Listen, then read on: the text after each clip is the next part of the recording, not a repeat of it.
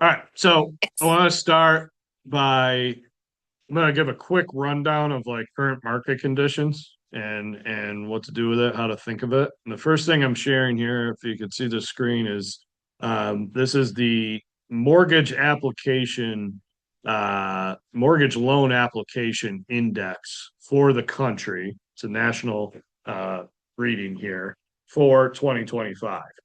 And what I wanted to point out here is demand has rebounded from its lows at the start of the year and been zigzagging all year, right? But like we're at a peak right now, in a really interesting period of seasonality where typically like we don't have this peak type of condition play out between Thanksgiving and Christmas.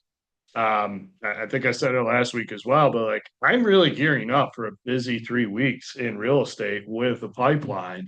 Meaning those that are able to transact, like there's business to be done right now this time of year when usually it is more more slow and more like, oh, wait till after the holidays type of thing. Like I'm not getting that same pulse this year compared to years past. Now, what that means is like if you have buyers or sellers in your pipeline, you very well may be able to convert them now compared to having to wait till the new year of years past is the feeling.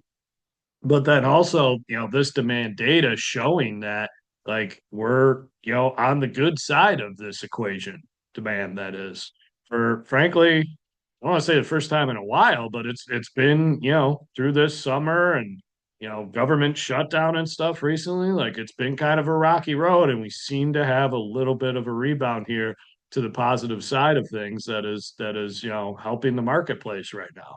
I feel right now and heading into next year, you have this market that locally here in Rochester that's very beneficial for sellers still, but also like not as intense and competitive and crazy, so to speak, for buyers that, spin it positively both ways. Even though, you just have to be aware a lot of your buyers are, if you don't set the expectations properly, the first bidding war that they come on or come up on and come back to you with like, what do you mean? I thought this wasn't going to happen. Like that can be a bad look. But all that to say, like demand is somewhat cooperating compared to it not for the most part of the year.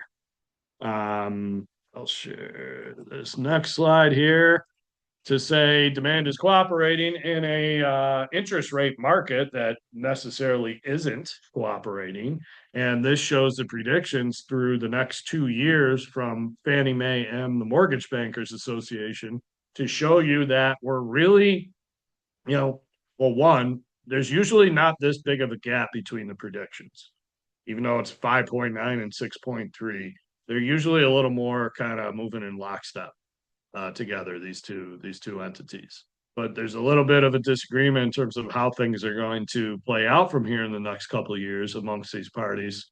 And again, the blue line is the Mortgage Bankers Association, and the green line is Fannie Mae. But one thinks it's kind of go up from where it's at slightly right now and then kind of stay there and fluctuate a little bit for the next couple of years. Another thinks that, okay, we're going to get to six and then slightly below it, but we're not moving off that for the duration. All this to say, like, rates are not dropping drastically, right? Like, yeah, it's like this pursuit of getting to sub 6%. We've been on it and really starting the year 6.75 closer to 7% at times, to get to a point now where I checked with my loan officer today, and she always gives me like a conservative ballpark rate, and that update today was 6.25% for a conventional 20% down, good borrower, good credit, and she's got FHA at 5.875%. So, coming from 7 to 6.75 to 6.5 to being at 6.25 right now is kind of the journey we've been on this year, as you can see. But moving forward, just expect this zigzag, right? Expect volatility in rates.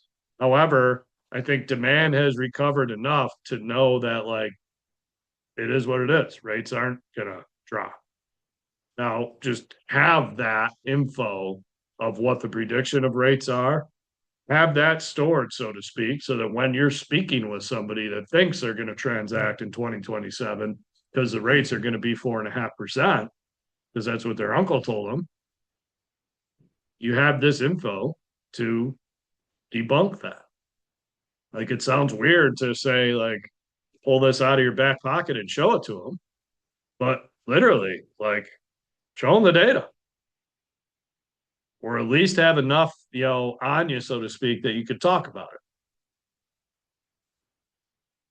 I want to touch on some inventory stats. Where are we? Sorry. All right. This shows the difference in inventory now compared to what it was from 2017 to 2019. So there's just this kind of cutoff of like pre-pandemic and post-pandemic, right? With 2020 and what happened to the real estate market after 2020, right? And really, the story of inventory falling off a cliff is the story in terms of what the real estate market has done since then. And with coupled with demand going through the roof in 2020 and 2021 because interest rates were so low. What this shows, this dotted line here is the national numbers, and then the solid line is Rochester. What this shows is the difference in inventory levels now, or for whatever year we're on here, compared to the time period 2017 to 2019. And you could see that nationally, here was the story that was told, right? Like inventory fell off a cliff and, then it rebounded over the last couple of years.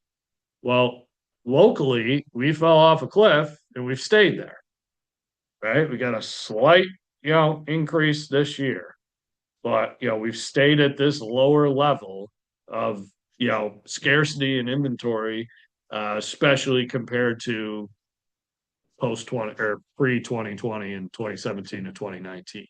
So just show you like when you're speaking with people about the national headlines and the national market compared to us, this is really, a chart that kind of tells the story, right? We're down 60% as of October. We're down 60% in inventory of active listings compared to 2017 to 2019, whereas the rest of the country is only down 13%, but still in a, you know, that element of being down.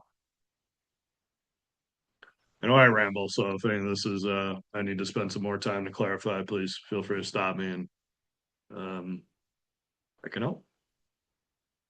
Uh one last thing on this to provide context to the inventory. Here's um this shows like town by town and these dark, reddish, orangish uh highlights are negative, right? And the same stat of like what's the difference between inventory from pre-COVID to right now with active listings and like just being in Greece, like down 76% compared to that time period 2017 to 2019 for this year. So it's all that to show it's drastic. Okay. Um next I will go. Do the holidays have anything to do with inventory? Is it Yeah, that, people wouldn't list their house because of how close it is to the holidays? it does. Seasonality is always a thing, okay? And let me see if this doesn't really show it too well, but like you just kind of see see at the end of the year, right? Not the holidays in the winter. Right? If you can follow, and then kind of blips up, and then the holidays in the winter, right? And then we're increasing. I'd be willing to bet, going into November, December, January, like we'll see a decline here for us as well. So typically between pricing, inventory levels, overall transactions, even like list to sale price ratio, if you look at the graph for, spread out over 10 years, it'll be a roller coaster with seasonality, meaning that like, the up times are in the spring and summer, and then they go down in the fall and winter and keep going up like that.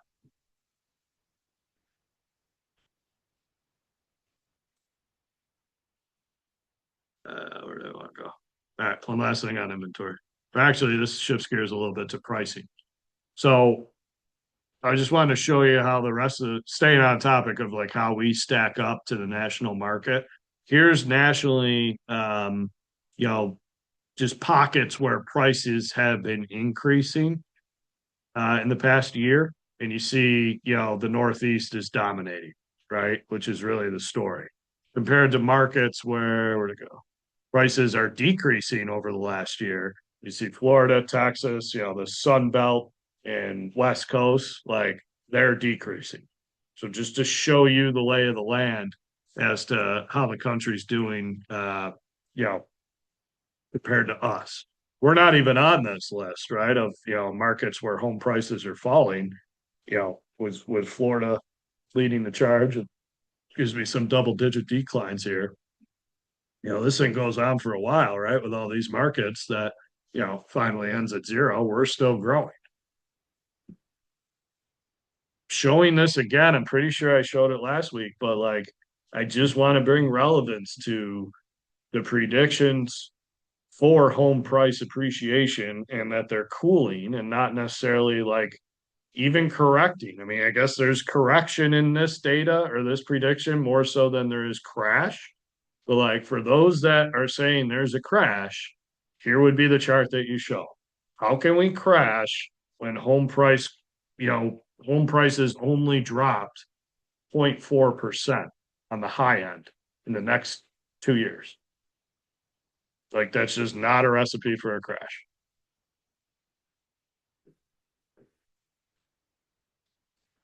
Questions on some national, local data type stuff? Next, I want to go here.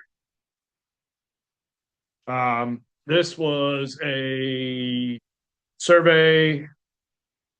Gary, in the top agent producer group with Gary Keller and Keller Williams, and he puts out a monthly newsletter type of thing, and this was in it. And I wanted to share it with all of you because I thought it kind of one, it really fits like um, something that I'm leading on lately in terms of just being human, right? And being social and, paying attention to the human element of the business and how you go about it, versus just like sell, sell, sell, sell, sell, right? I found this to be an interesting tie-in to where it's, a matter of like, are you thinking about the emotions that people are dealing with when they're buying or selling? This specifically shows like, this was a survey to consumers of like what do you wish your agent paid more attention to in the emotional side of selling your home? Right. And there's some stuff that like, we don't think about all the time because we're in a different setting than our consumers that we're working with are. My point is a couple things. One, like you have to be very aware and very purposeful to carry a certain high level of emotional intelligence with you at all times in this business. Again, we're people dealing with people, right? That has to play out well. Otherwise, you're not going to be very good at this, not to be too blunt, right? But like, meaning if you're just a person who's a salesperson looking to transact with people and, like means to an end type of thing is what they are, that's gonna wear, over time and, just not lead you to have the results that you should. So when you kind of bring the awareness to that and then bring purpose to like, okay, how can I really tailor an experience that best suits the people that I'm going to be dealing with? Well, here's a list of some of the things that consumers wish that their experience was tailored more to. And top three just being like stress and anxiety and stuff around the negotiating and like just the aspects of like, is this going to close or not, right? Or do we have a deal or not with negotiation stress and inspection anxiety, right? But then the decision making around practical versus you know intense or emotional type aspects of what's going on, like you have to bring a focus to it. And that focus, like when you're consulting with people, you want to make them aware that you are focused on it, right? And really work that into your routine of conversation because it's different than what just the regular salesperson is going to talk to about with people. Meaning, like when you're having a conversation around, like, look, and I know what the stress and the anxiety and how emotional, this process is going to be. And I want you to know that I'm very much aware of that and have things in place um, to play to your benefit around these things. You'll win more business because you're acknowledging something that the average agent doesn't, because the average agent is just like, how quickly can I get through this process in order to get them to sign this paperwork so I can work with them? And what's the least amount of resistance or friction that I can create through what I communicate in order to do that? So it's almost like, if you're feeling like you're digging yourself a hole by diving into things that you should, you're doing it the right way. My point is, most agents are going to avoid the things that they should in order to make it easier on themselves and avoid confrontation and avoid any friction and so on and so forth, and deal with it if it comes up later.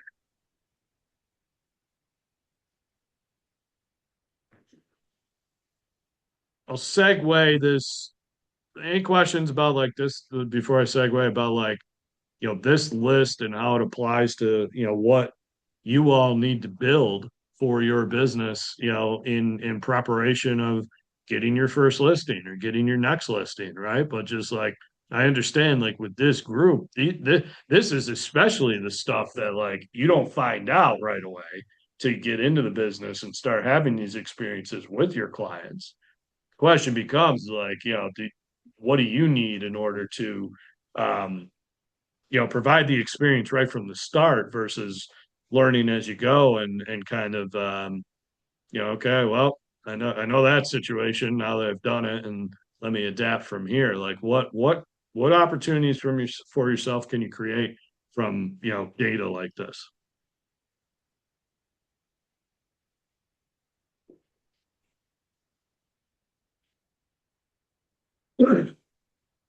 A big thing on my end is just everything, for the most part, everything that I would provide in a setting like this, coaching session, can be turned into a marketing or I'm trying not to call it lead generation, but a social generation, a direct communication tactic, right?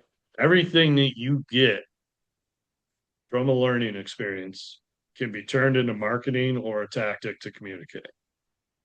And this applies to that too, right? Because if you took just, negotiation stress as a topic and turned it into a creative social media post and a blog to post and, a guide to download type of thing, to create, to run an ad with things of that nature. Like, think at that level when you're consuming what you're consuming in this, in the training and coaching part of this business, so that you can incorporate without having to learn from experience, so to speak.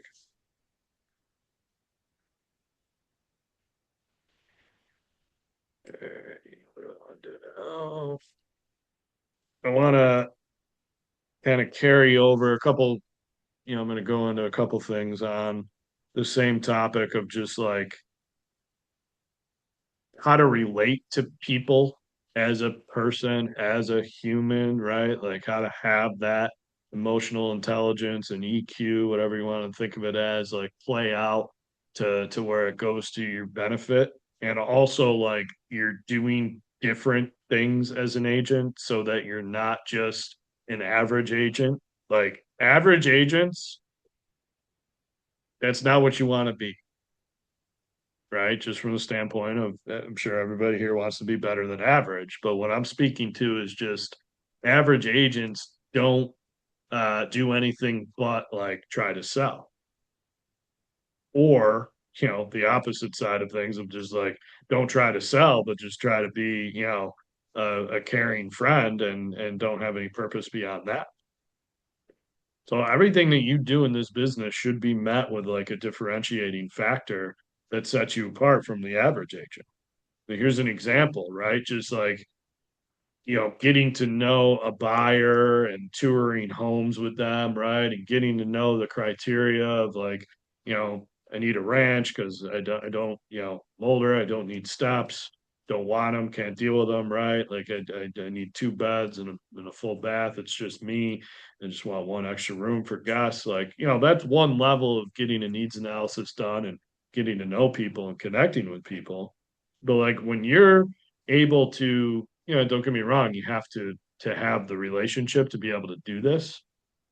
But when you're developing that and along the way you're developing it by, getting into more personalized and more lifestyle type of aspects with them. For example, when you're touring a home and asking them specifically where they see themselves eating dinner in this home, right? Is it going to be in the morning room or are you going to use the formal dining room for meals? To get a feel for like, what exactly they want based on the lifestyle that they're going to use it for, that they prefer. Now you're in the driver's seat to the best possible relationship that you can have because of that connection and willingness to show that you care and care about the right things and not just your commission check, right? But also like now you're able to identify the right options for them when they hit the market based on like, hey, like I know this is it. Remember we talked about that home office that you need and you wanted it to be on the first floor only, so there wasn't just an extra bedroom, in the same bedroom spots as on the second floor as everything else. Like, here's it. It's got three bedrooms upstairs, one on the first floor, and it looks perfect for you. So just think at that level with, you know, this human, emotional, like how do you connect with people? How do you get deeper with people based on them being a human as well? And like, how would you want um, if you were being helped purchase your home, for example, like wouldn't it feel better to like get to that level of connectivity with your agent compared to just here's the person that opens the doors and writes the contracts and fields the questions when I ask them. And yeah, they're great at that, but it's average. Versus like I can count on my agent for all that, and they're really like they know me. They're the ones telling me the house that I should buy, and go figure, I bought one of them that they recommended. Yeah, it took me some time to get there with them, but they really dug in and got to know me over time and got comfortable with me over time and got to know my family over time and got to know my preferences and my lifestyle and how I like to live and where I want to live and what I want to be close by and all of that. And they found me that home. There's a difference between the agent that takes those types of steps and purpose and agents that I got a client, they're on a search. Let me wait and see when they something pops up that they want to see, and then we'll go see it. And then I'm gonna open the door, answer their questions, take a good look around to make sure the house isn't caving in, and see if they're interested or not.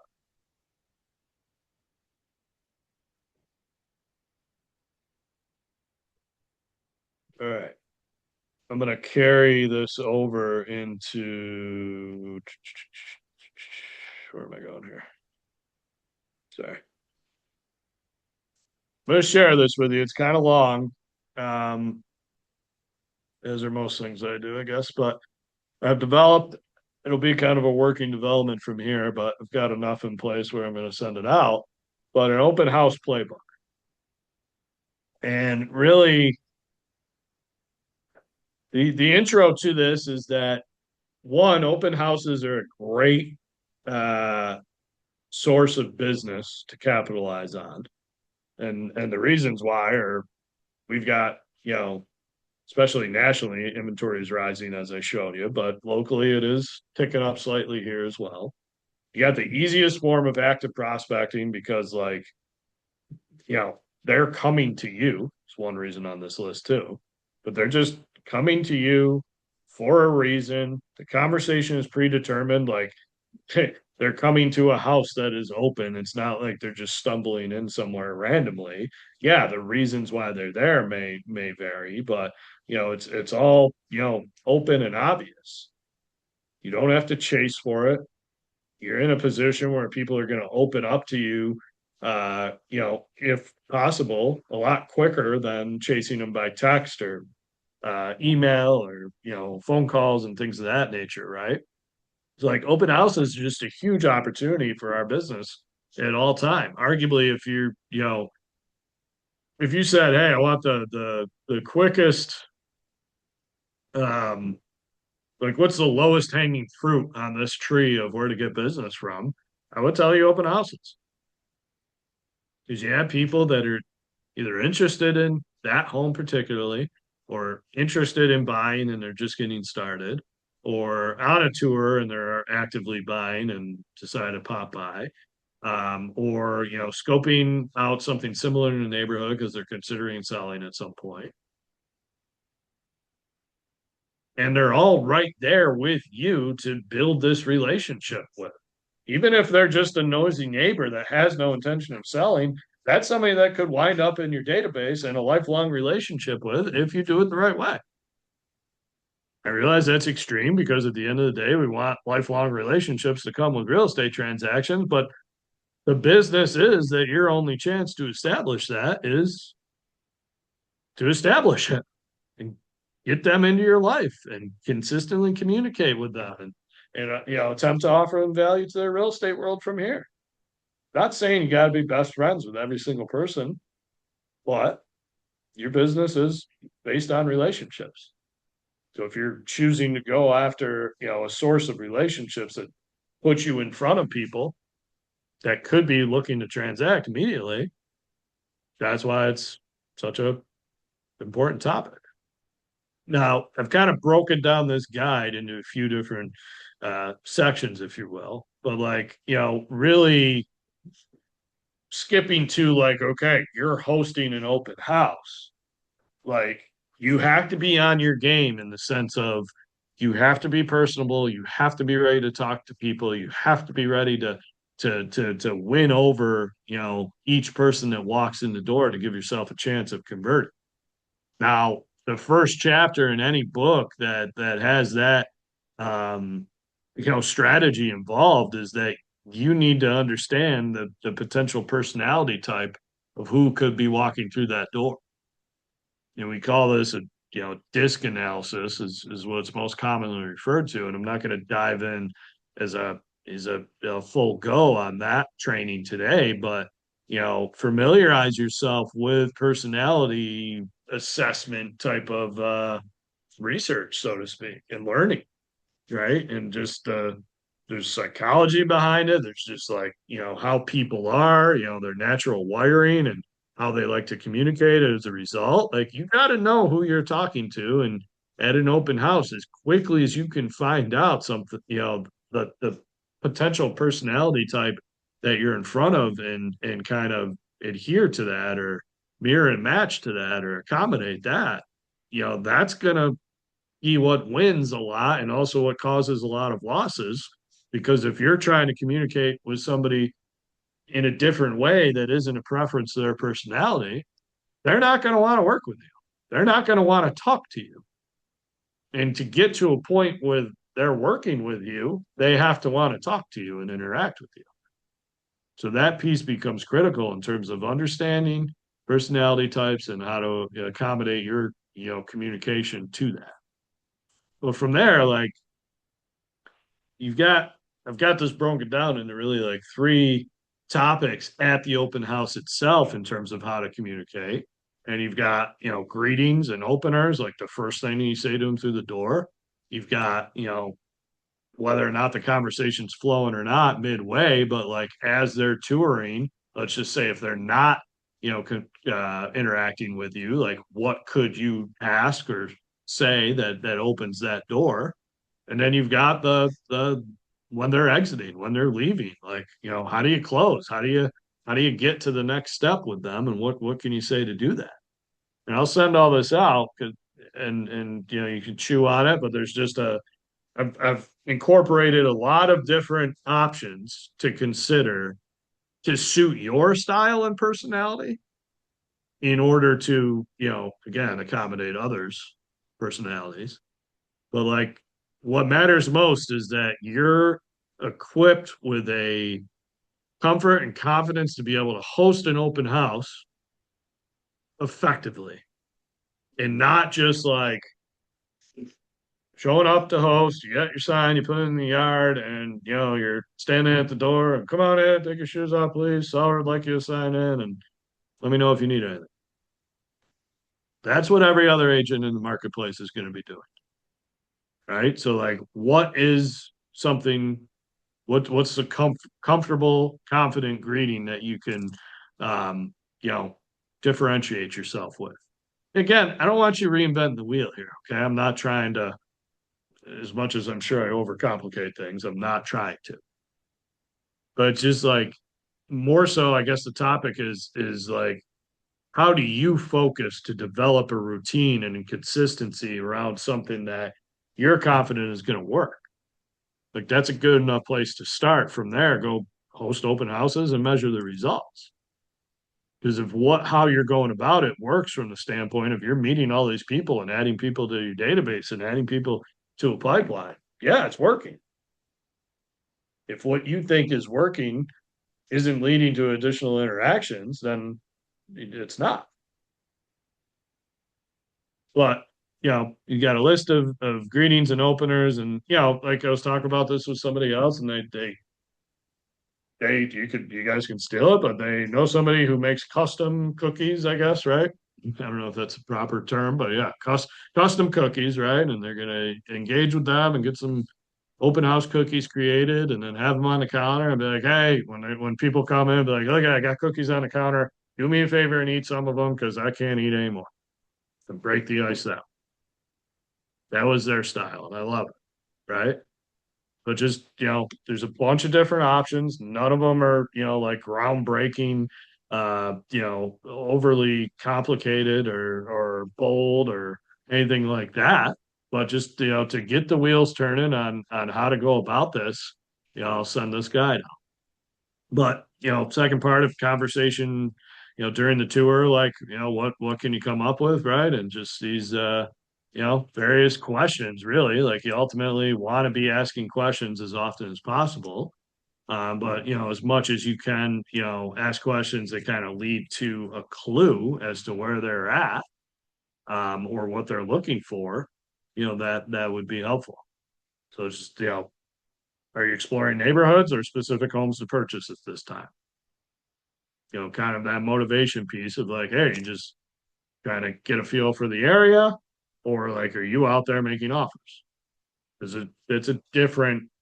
If you found out that answer, it's going to take you a different route of how to take the next step with that. Hey, Jason, I have a question. Yeah, So I went and shadowed somebody who was doing an open house. The agent was so awesome. She was so fun and so engaging, and I really loved her style. yeah. There were only a few people that came to the open house, but one of them was a couple, and they came in, and it was like a four-bedroom house, and they had six kids. So they were trying to figure out, the right spot for all of the kids, and they were saying that they could put them in the basement. And, it was a finished basement. It was pretty nice. And when she was talking to them, she's like, yeah, you can make it work or whatever. And then after they had left, she had said that it probably wouldn't work because they need to get like the windows updated and a couple of other things done. In that case, like, are you doing any kind of disservice by, not being realistic about that? Or would that be, the buyer's agent's responsibility?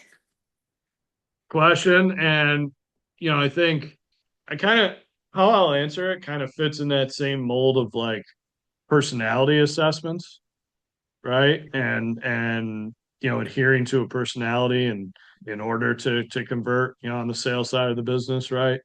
Similar dynamic in the sense of like depending on the context of where you're at with that person, like if it's just an open house and you're not even representing them, probably not something I would dive into to challenge, right?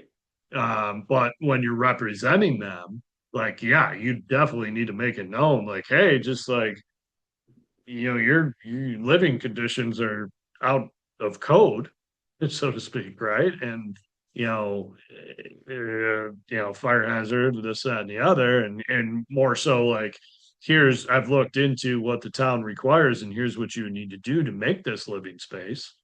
Um, yeah, there is a certain level of responsibility that you have as an agent to make sure that people, aren't just doing things that they shouldn't be doing, even though it's their home, they can do what they want, right? Like to at least make them aware of, um, something like this, a code regulation, right? Does that make sense? It does. Yeah. I guess I was just, not sure how to proceed because, as much as it's not really, I guess, like her responsibility, it just seemed like, I probably would have mentioned something. Yeah, you can make it work with a little bit of updating or something like that. Yeah. And where this gets weird, okay, is like back to we are in sale and you do need to convert and be tactical to convert. And what I mean by it gets weird is the notion of like, I'm telling you to be incredibly human. I'm telling you to be an incredible human, right? And like really go out of your way to create a great relationship that's meaningful and impactful and also like, protect people obviously and represent their best interests while doing so, right? But also we got to win.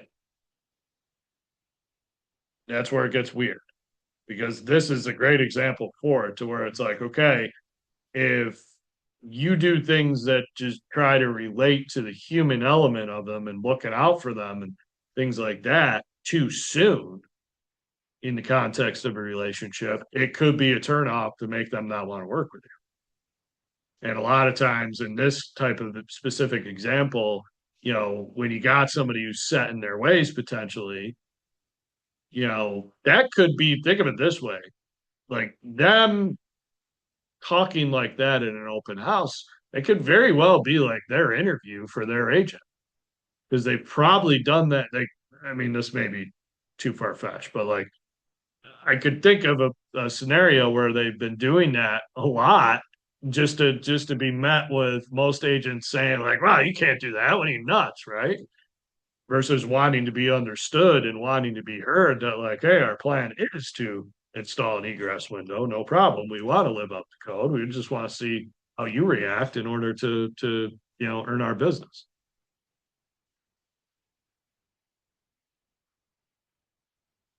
I know I just got wonky there for a minute, but I think it's important to understand that like I'm going to lead and coach and train on doing the right thing always. Okay. But it's not at the sacrifice of doing the right thing, but we do need to win. Okay. So I'm not telling you do inhuman, naughty things in order to win. Right. But we've got this balance of like, we got to win. Like, it shouldn't even say it's a balance. You always need to do the right thing. You just have to do it, in a winning mentality to gain, the business that you want. That's where the sales stuff comes into play. You focus on like this human element that I'm bringing to the table for your business, and then just look um, you know, to win as well. That's kind of the perfect harmony. But again, I'll share this.